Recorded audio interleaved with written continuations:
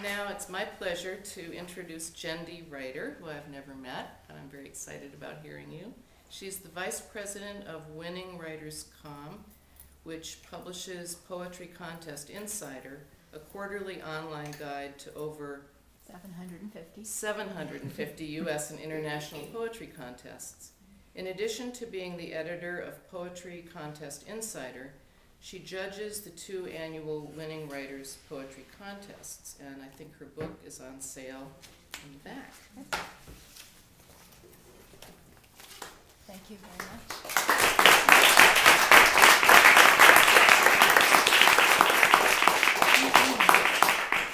Thanks so much. It's so great to be here, and thank you, Dory, for this opportunity to read here and to have written with you earlier this year.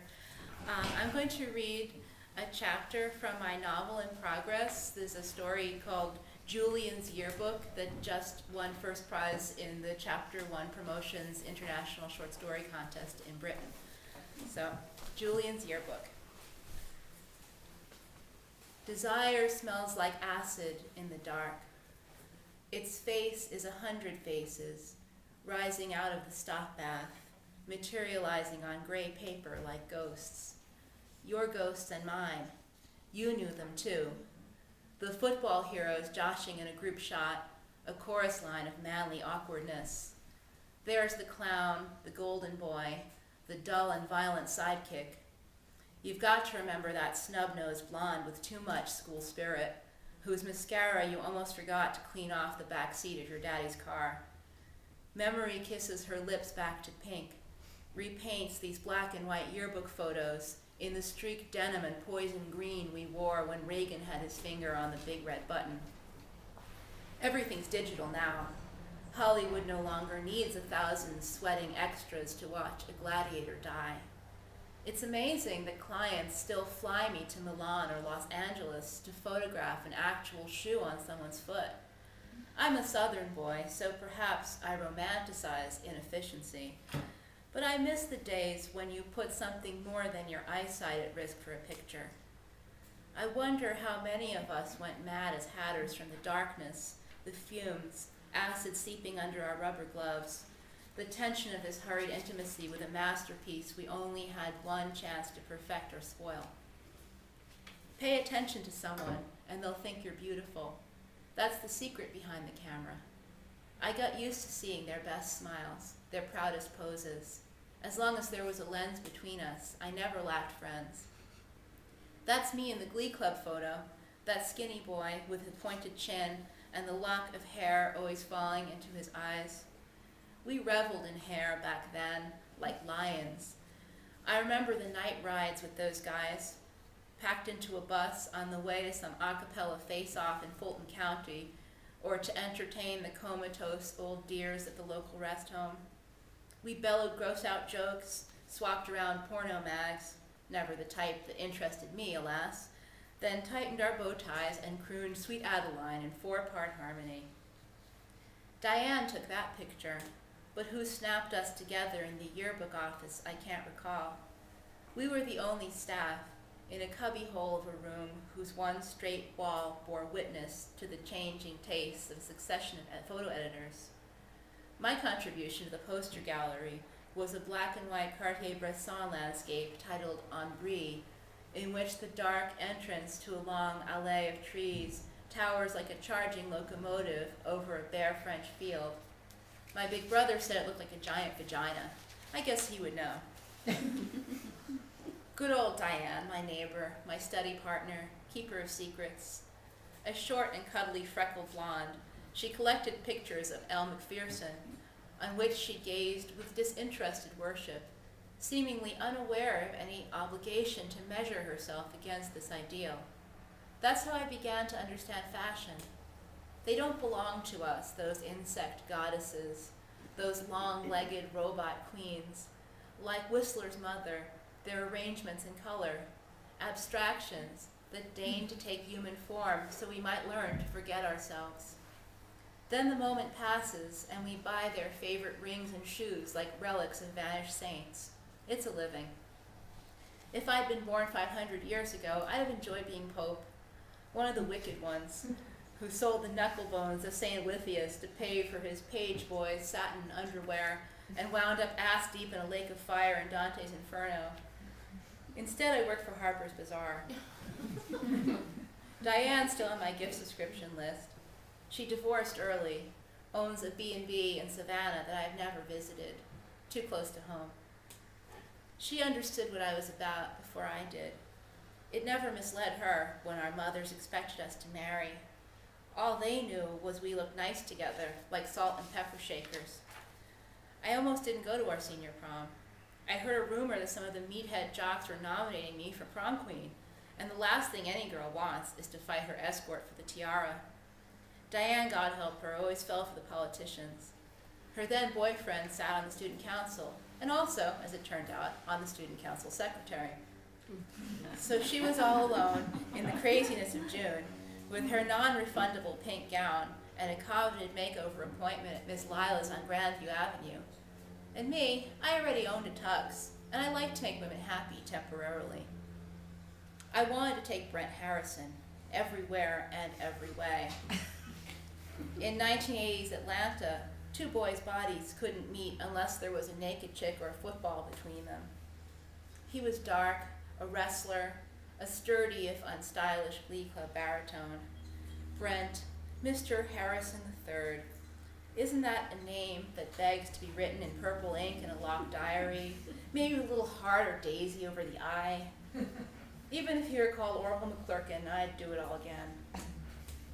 We were in this cheap motel off I-75 near Marietta, a busload of tired boys who'd spent spring break singing about talking birds on ladies' bonnets while our classmates were oiling their bodies in the Sunshine State.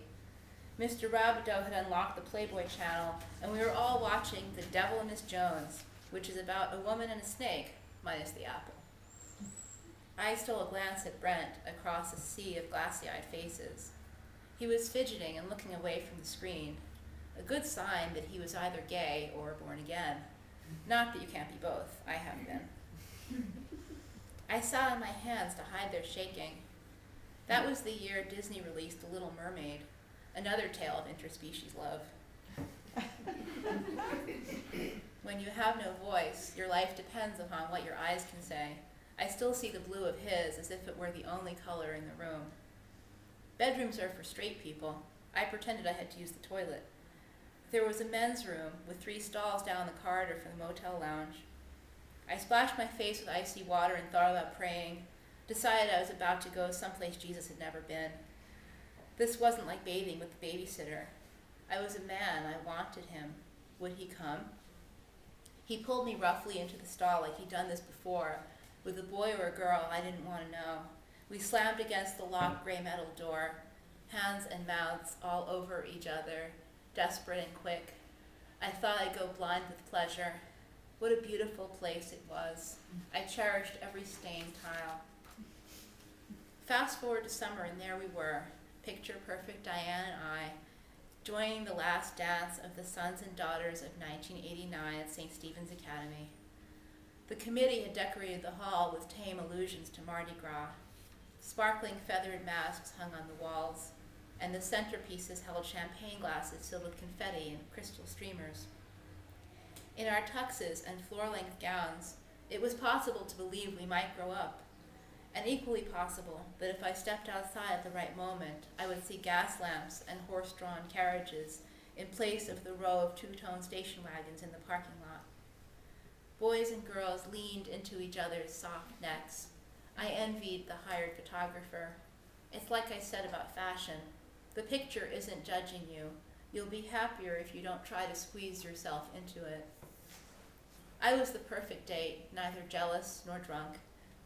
Diane had some tough moments when her ex spun past with the other girl in his arms. She wanted that movie myth, the night you remember forever, but she's never been able to get the timing right. Look at it this way, I said. You won't end up like someone in a Bruce Springsteen song, stuck in the past because these are the best years of your life. Diane just sighed and leaned her cute stiff little pompadour on my shoulder, and we both pretended I was somebody else. I loved to dance, but the slow songs were getting boring. We were going round and round like figures on a music box. When Diane stopped to chatter with her girlfriends, I decided to slip out for some air. I was headed to New York in the fall on a scholarship to the School of Visual Arts that I felt both guilty and grateful for. Guilty because we didn't really need the money, but grateful because Daddy would have packed me off to business school or the Marines if he'd had to spend a dime on me. I was more than ready for liftoff, but that night I needed a last breath of Georgia heat, a final look at the Academy's stone paths and manicured foliage barely moving in the sluggish breeze. Something like a cement truck hit me from behind. My face scraped the gravel walkway.